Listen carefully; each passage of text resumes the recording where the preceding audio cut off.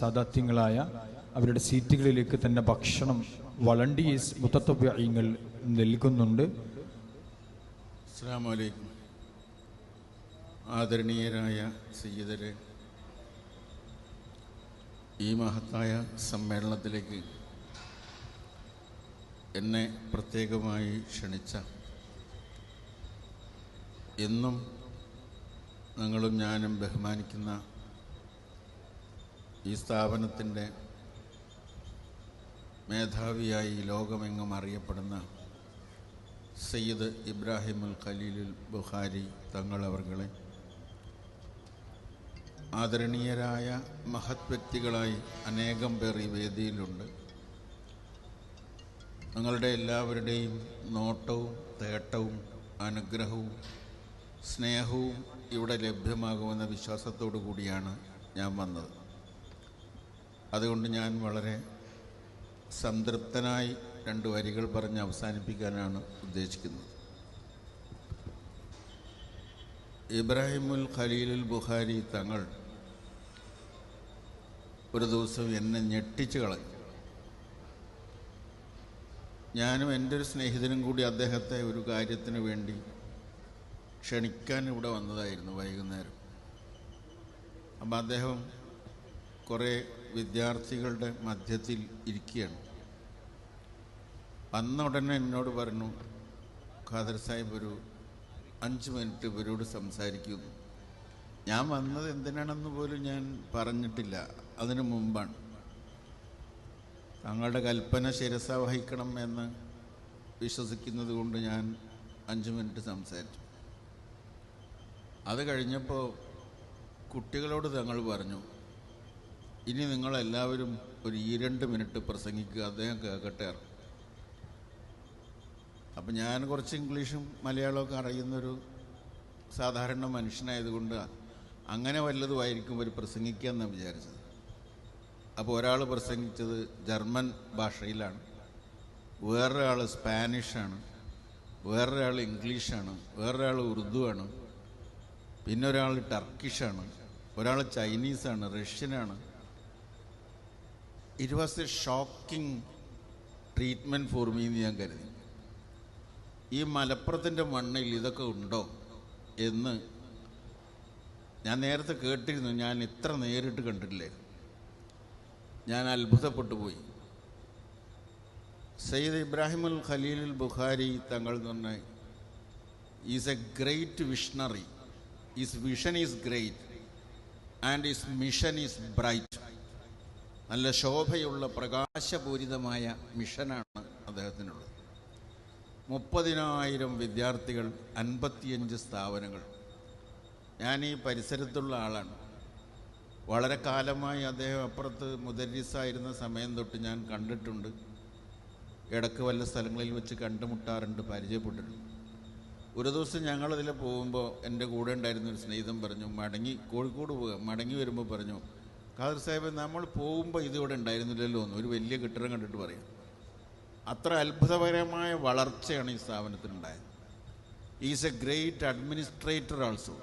നല്ലൊരു ഭരണാധികാരിയാണ്. അദ്ദേഹത്തിൻ്റെ ക്യാരക്ടർ എന്ന് പറയുന്നത് ഇൻക്ലൂസീവാണ്, എല്ലാവരെയും ഉൾക്കൊള്ളുക എന്നുള്ളതാണ്.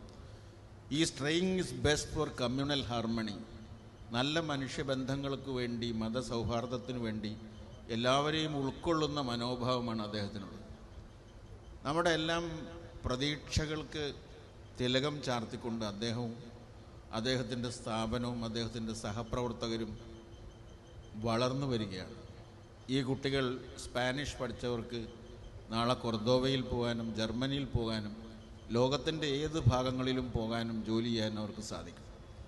സ്പിരിച്വാലിറ്റി മാത്രമല്ല, സയൻസ് ആൻഡ് ടെക്നോളജി, ശാസ്ത്ര സാങ്കേതിക വിദ്യകളിലൂടെ ഭംഗിയായി പഠിപ്പിക്കുന്നു. അഡ്മിനിസ്ട്രേറ്റീവ് മേഖലയിൽ IAS പോലുള്ള കോച്ചിങ് കൊടുക്കുന്നു.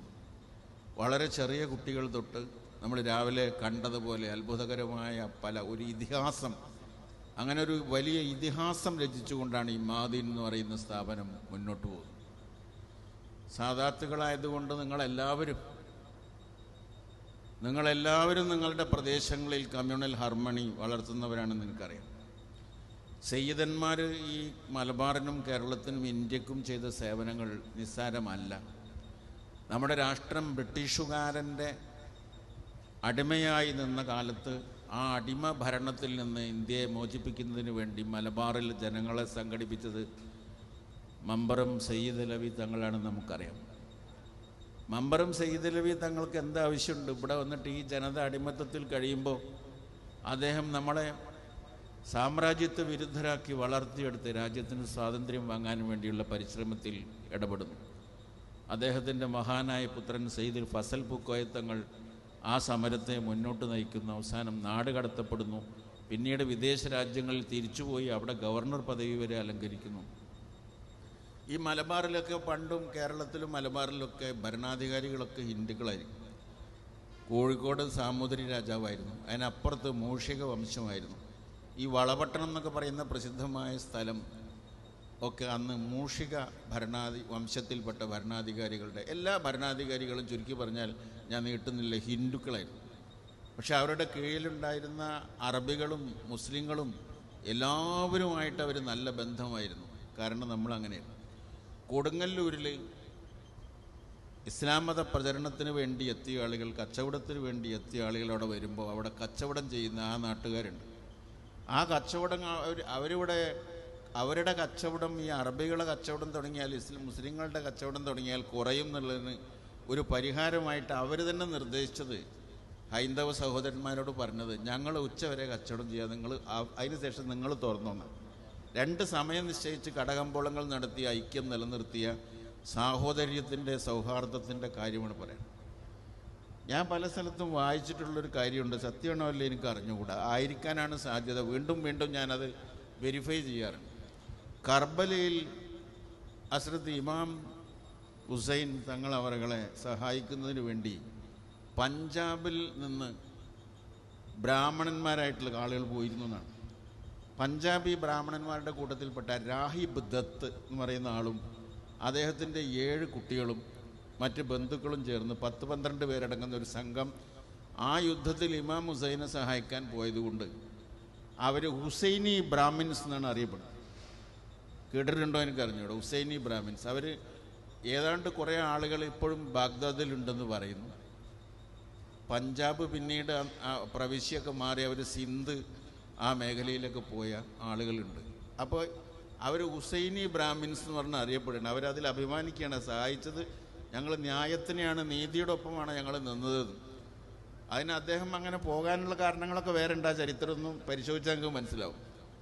അതുപോലെ ഈ ഷെയ്ഖ് സൈനുദ്ദീൻ മക്തൂം രണ്ടാമൻ്റെ തൂഫത്തുൽ മുജാഹിദീൻ എന്ന് പറയുന്ന ചരിത്ര ഗ്രന്ഥം ലോകത്ത് അനേകം ഭാഷകളിൽ പരിഭാഷപ്പെടുത്തിയതാണ്. അത് വായിച്ചാൽ അത്ഭുതകരമായ മതസൗഹാർദ്ദത്തിൻ്റെ പലതും നമുക്ക് കാണാൻ സാധിക്കും. അതിലെല്ലാം സാദാത്യങ്ങൾ വഹിച്ച പങ്ക് വളരെ വലിയതാണ്. സാമൂതിരി രാജാവിൻ്റെ കാലത്ത് MGS നാരായണൻ എഴുതി ഞാൻ വായിച്ചിട്ടുണ്ട്. സാമൂതിരി രാജാവിൻ്റെ കാലത്ത് ജുമാ നമസ്കാരത്തിന് വെള്ളിയാഴ്ച പള്ളിയിൽ പോകാത്ത മുസ്ലിങ്ങൾക്ക് സാമൂതിരി ഫൈനിട്ടിരുന്നു. സാമൂതിരിക്ക് എന്താവശ്യമുണ്ട്? പക്ഷേ അപ്പോൾ മുസ്ലിങ്ങളായും ഹിന്ദുക്കളായും ജീവിക്കട്ടെ, എല്ലാവരും തമ്മിൽ നല്ല ബന്ധം വേണമെന്നാണ് ആഗ്രഹം. അപ്പോൾ നല്ല മനുഷ്യ ബന്ധങ്ങളെ കോർത്തെടുക്കാനും വളർത്തിയെടുക്കുവാനും, ഇപ്പോൾ ഒരു വാക്കും കൂടി പറഞ്ഞ് ഞാൻ നിർത്താം. കേരളത്തിൽ നിന്ന് 35 ലക്ഷം വിദ്യാർത്ഥികളാണ് വിദേശ രാഷ്ട്രങ്ങളിൽ പഠിക്കുന്നത്. 35 ലക്ഷം. ഇവിടുത്തെ കുട്ടികളെല്ലാം +2 കഴിഞ്ഞാൽ അങ്ങോട്ട് പോയിക്കൊണ്ടിരിക്കുക. അങ്ങനെയുള്ള കുടിയേറ്റത്തെ അല്ലെങ്കിൽ കുടിയൊഴിച്ചു പോക്കിനെ തടഞ്ഞു നിർത്തുന്നതിൽ വലിയ പങ്ക് മദീൻ ക്യാമ്പസ് വഹിച്ചിട്ടുണ്ടെന്ന് ഞാൻ വിശ്വസിക്കുന്നു. ഇവിടെ തന്നെ പഠിച്ചാൽ മതി എന്ന് ചെറുപ്പക്കാരികളെയും ബോധ്യപ്പെടുന്നതിൽ വലിയ പങ്ക് നിർവഹിച്ചിട്ടുണ്ട്. വളരെ ശാന്തമായി ആരോരും അറിയാതെ വളർന്നുകൊണ്ടേയിരിക്കുന്നൊരു മഹാസ്ഥാപനമാണ്. It's equal to an international university എന്ന് വേണമെങ്കിൽ പറയാം. അങ്ങനെയുള്ള ഒരു വലിയ തരത്തിൽ വളർന്നുകൊണ്ടിരിക്കുക. വളരുമ്പോൾ ഒന്നിനും ശബ്ദം ഉണ്ടാവില്ല, തകർച്ചയിലാണ് ശബ്ദം ഉണ്ടാവുക.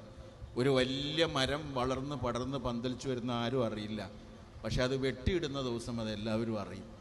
അപ്പോൾ ശാന്തമായി വളർന്നുകൊണ്ടിരിക്കുന്ന മഹത്തായ പ്രസ്ഥാനവും അതിൻ്റെ നായകസ്ഥാനത്തിരിക്കുന്ന ഇബ്രാഹിമുൽ ഖലീലുൽ ബുഖാരി തങ്ങളും അതിനുവേണ്ടി പ്രവർത്തിക്കുന്ന മറ്റെല്ലാവരും, ഇവിടെ ഇന്ന് സന്നിഹിതരായ ഇന്ത്യയിലെയും ലോകത്തിലെയും വിവിധ ഭാഗങ്ങളിൽ നിന്ന് വന്ന സയ്യിദന്മാരായിട്ടുള്ള ആളുകളും അവരുടെ എല്ലാവരുടെയും പ്രാർത്ഥന എനിക്കും കൂടി വേണം, ഉണ്ടാകണം എന്ന് മാത്രം അപേക്ഷിച്ചുകൊണ്ട് എല്ലാവിധ ആശംസകളും അർപ്പിച്ച് ഉപസംഹരിക്കുന്നു. അസ്സലാമു അലൈക്കും. Thank you very much for wonderful speech done by the grand celebration of All India Sadat Festival. Samastha